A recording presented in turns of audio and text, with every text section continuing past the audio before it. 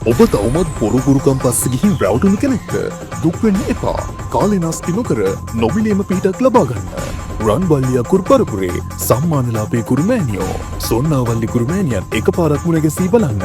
මම පුතේ නමින් අඳුන්වනවා නම් සුවර්ණවල්ලි කුරුමෑණිය. පුතේ වශී ගුරුකම් මාලාවක් කරනවා නම් පුතේ කාල සීමාව යනවා පුතේ මට පැය 45යි තප්පර 25ක් ඇතුළත මට කරලා දෙන්න පුළුවන්. මම පුතේ අවශ්‍ය වෙනවා ඡායාරූප දෙක අවශ්‍ය වෙනවා. නම් දෙක, උපන්දින දෙක, ලග්න දෙක. ඒ ටික තමයි පුතේ මට අවශ්‍ය මාලා වෙන්නේ. වශීගුරුකම් කටයුතු, රැකියා ප්‍රමාද, රැකියාවේ ගැටලු, හැරගිය අය ගෙන්වීම, අනවින කොඩිවින ගැටලු ඇතුළු ඕනෑම කුරුකමකට පැය 24ක් යන්නට මත්තෙන් ප්‍රතිඵල ලබා දෙන ලංකාවේ එකම තැන සොන්නාවල්ලි කුරුමෑණියෝ 070 188 915 077 9287 530. අපේ නාලිකාවත් සමග එකතු වෙලා ඉන්න ඔබ කාලිමෑණියන් ගැන දැනටමත් බොහෝ කරුණු දන්නවා ඇති. මොකද දන්නවද කාලිමෑණියන් ගැන වීඩියෝ ගණනාවක්ම මීට පෙරත් අපේ YouTube නාලිකාව මගින් ඔබට ලබා දීලා තියෙනවා. ඉතින් අද අපි ඔබට ලබා දෙන මේ බලගතු මන්ත්‍රය ඊ타මත්ම ප්‍රබල කාලිමෑණියන් උදෙසාම ගායනා කරනු ලබන ඊ타මත්ම බලගතු වශී මන්ත්‍රයක් වෙනවා. කාලිමෑණියන් කෙරෙහි දැඩි විශ්වාසයකින් සහ භක්තියකින් මේ මන්ත්‍රය ශ්‍රවණය කරන ඔබට ඔබේ හිතේ ඉන්න ඕනෑම කෙනෙක් ඉක්මනින්ම වසඟයට ගැනීමට හැකියාවක් පවතිනවා. මේ මන්ත්‍රය ශ්‍රවණය කිරීමට ප්‍රථමයෙන්ම කාලිමෑණියන් ඔබට පිහිට වෙනවායයි කියන දැඩි අදිෂ්ඨානයෙන් දැඩි විශ්වාසයෙන් මේ මන්ත්‍රය ශ්‍රවණය කිරීමට පටන් ගන්න. ඒ වගේම මේ මන්ත්‍රය ශ්‍රවණය කරද්දී ගතින් මෙන්ම සිතින්ද හොඳින්ම පිරිසිදු වී සිටින්න. මේ මන්ත්‍රය ශ්‍රවණය කරන අතරතුරේදී ඔබේ ප්‍රාර්ථනාව එකසිතින්ම කාලිමෑණියන්ට කියා සිටින්න. ඔබට ආකර්ෂණය කර ගැනීමට බලාපොරොත්තුවෙන් සිටින පුද්ගලයා එහෙම නැත්නම් ඔබ ආදරය කරන පුද්ගලයා ඉක්මනින්ම ඔබට වසඟ වී ඔබ ප්‍රාර්ථනා කරන ආදරය ඔබට ලැබේවි. ඒ වගේම කාලිමෑණියන් ගැන විශ්වාසයෙන් සහ භක්තියෙන් ඒ වගේම අපි ලබා දෙන මේ මන්ත්‍රය ගැන විශ්වාසයෙන් සහ භක්තියෙන් මේ මන්ත්‍රය ශ්‍රවණය කිරීමට පටන් ගන්න. කාලිමෑණියන් අනිවාර්යෙන්ම ඔබට පිහිට වෙනවා. ඒක ස්ථිරයි. ඒ වගේම ඔබගේ ආදරය අද ජය ගන්නවාමයි සිතා මේ මන්ත්‍රය හොඳින් ශ්‍රවණය කරන්න. ඔබගේ සියලුම දුක් කරදර දුරු වී ඔබගේ ජීවිතයේ සාර්ථකත්වයට පත් වී ඔබගේ ආදරය ඔබට ලැබෙන්න කියලා ආශිර්වාද අපි හදවතින්ම ඔබ වෙනුවෙන් ප්‍රාර්ථනා කර සිටිනවා. ඒ වගේම ඔබගේ ආදරය අද ලැබෙනවා. ඒ ආදරය ලැබුණු පසු යම්කිසි පිනක් සිදු කර කාලිමෑණියන්ට ඒ පින අනුමෝදන් කර සිටින්න. ඔබට කාලිමෑණියන්ගේ පිහිට ආරක්ෂාව ආශිර්වාදය නොමදව ලැබේවා. මෙවන් බලගතු මන්ත්‍ර හැමදාම ශ්‍රවණය කිරීමට 70,000කට අධික YouTube ග්‍රාහක සංඛ්‍යාවක් සිටින ඒ වගේම මිලියන 10කට අධික views ප්‍රමාණයක් තියෙන ඒ වගේම ලක්ෂ ගණන් බැතිමතුන් එකතු වී සිටින අපගේ ආශිර්වාද YouTube නාලිකාවත් subscribe කරලම මේ මන්ත්‍රය ශ්‍රවණය කිරීමට පටන් ගන්න. ඔබට සියලු දෙවි දේවතාවුන් වහන්සේලාගේ පිහිටයි.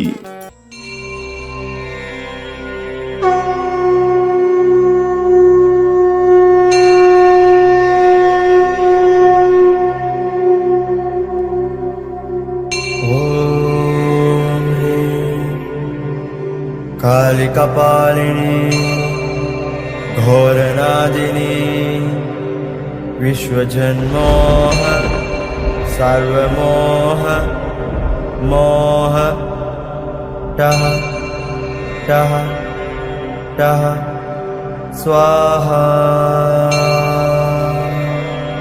ओम ह्रीं कालिकपालिनी घोरनादिनी विश्वजन्मोह सर्वमोह मोह टः टः टः स्वाहा ॐ कालिकपालिनी घोरनादिनी विश्वजन्मोह सर्वमोह मोह टः टः टः स्वाहा ॐ कालिकपालिनी घोरनादिनी विश्वजन्मोह सर्वमोह मोह टः टः टः स्वाहा ॐ कालिकपालिनी घोरनादिनी विश्वजन्मोह सर्वमोह मोह टः टः टः स्वाहा ॐ कालिकपालिनी घोरनादिनी विश्वजन्मोह सर्वमोह मोह टः टः टः स्वाहा ॐ कालिकपालिनी घोरनादिनी विश्वजन्मोह सर्वमोह मोह टः टः टः स्वाहा कालिकपालिनी घोरनादिनी विश्वजन्मोह सर्वमोह मोह टः टः टः स्वाहा ॐ कालिकपालिनी घोरनादिनी विश्वजन्मोह सर्वमोह मोह टः टः टः स्वाहा ॐ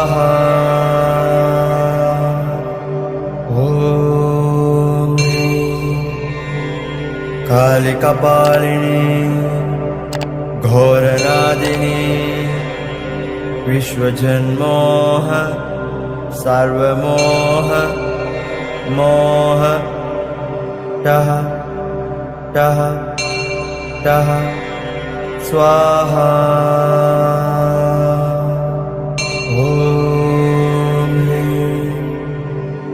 कालिकपालिनी घोरनादिनी विश्वजन्मोह सर्वमोह मोह टः टः टः स्वाहा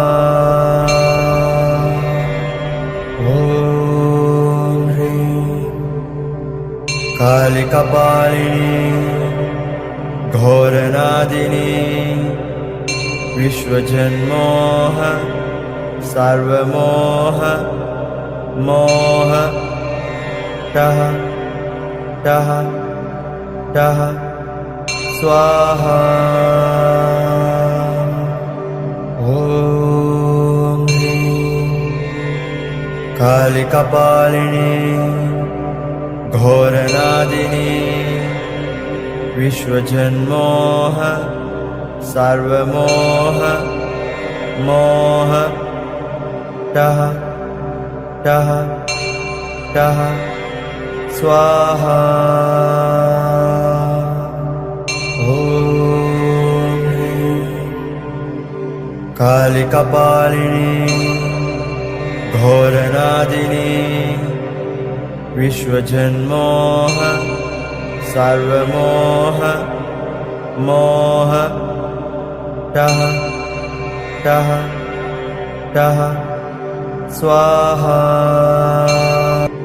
कालिकपालिनी घोरनादिनी विश्वजन्मोह सर्वमोह मोह टः टः टः स्वाहा ॐ ह्रीं कालिकपालिनी घोरनादिनी विश्वजन्मोह सर्वमोह मोह टः टः टः स्वाहा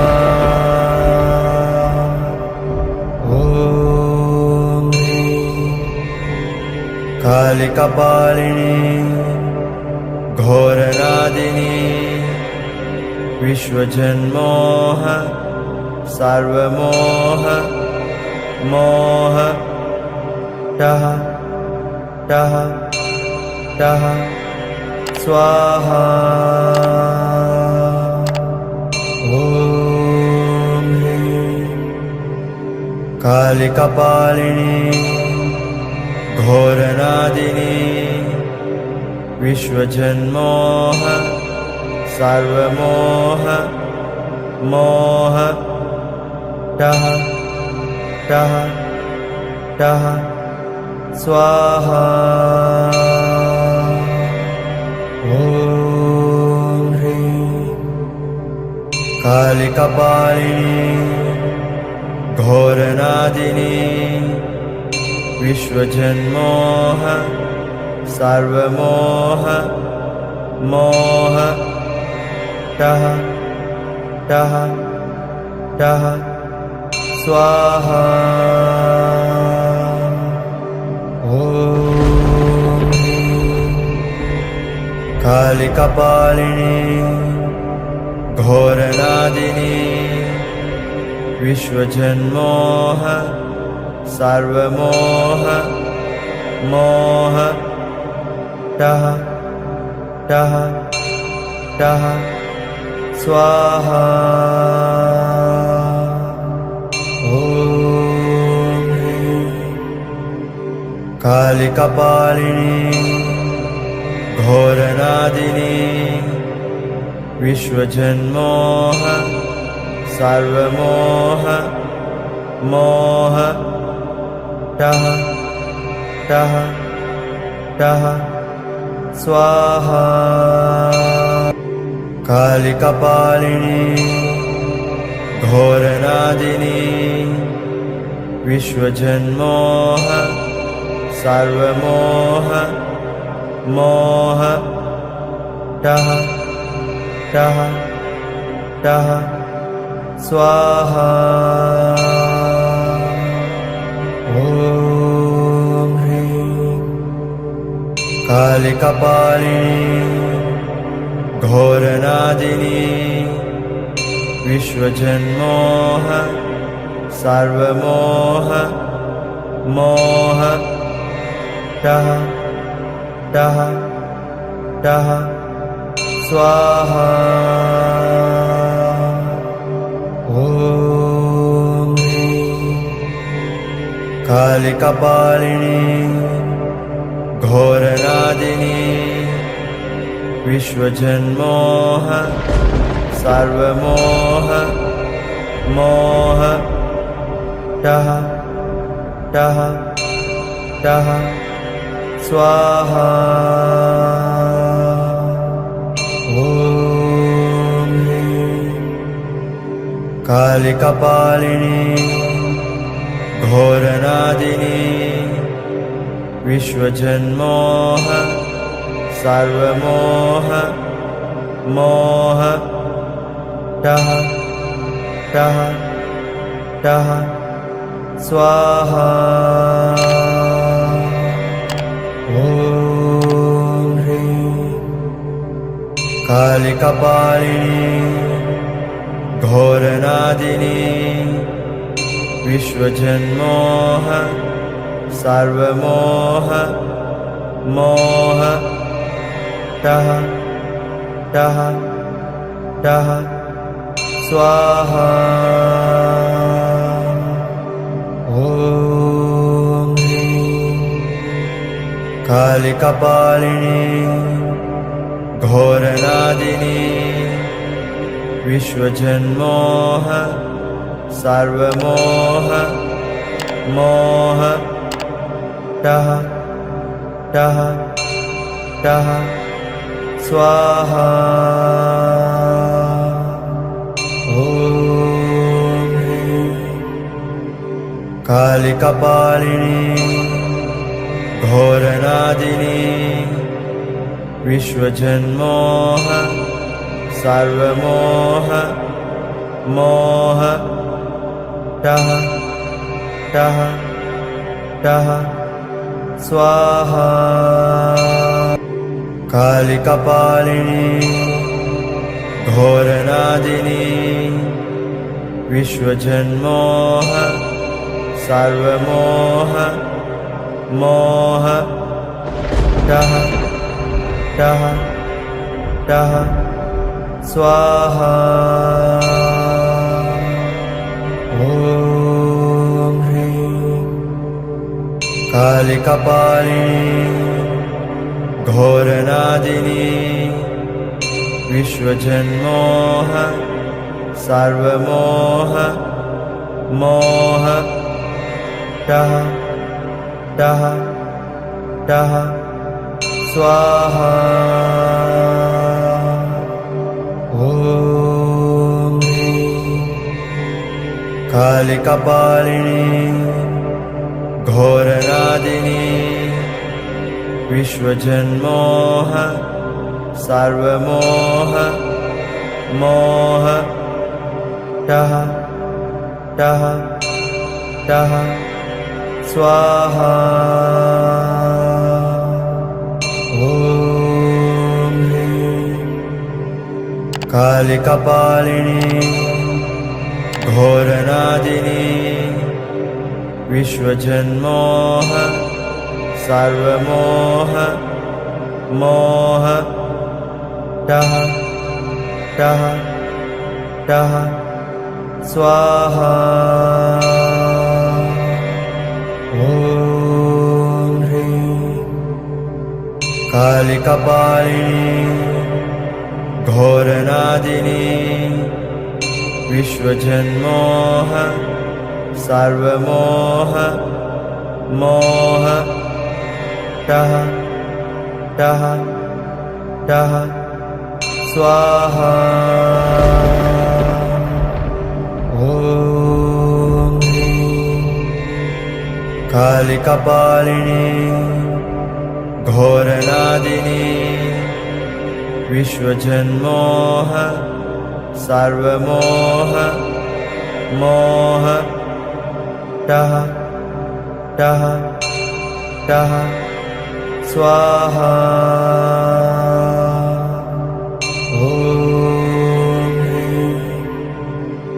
कालिकपालिनी घोरनादिनी विश्वजन्मोह सर्वमोह मोह टः टः टः स्वाहा कालिकपालिनी घोरनादिनी विश्वजन्मोह सर्वमोह मोह टः टः टः स्वाहा ॐ कालिकपालिनी घोरनादिनी विश्वजन्मोह सर्वमोह मोह टः टः टः स्वाहा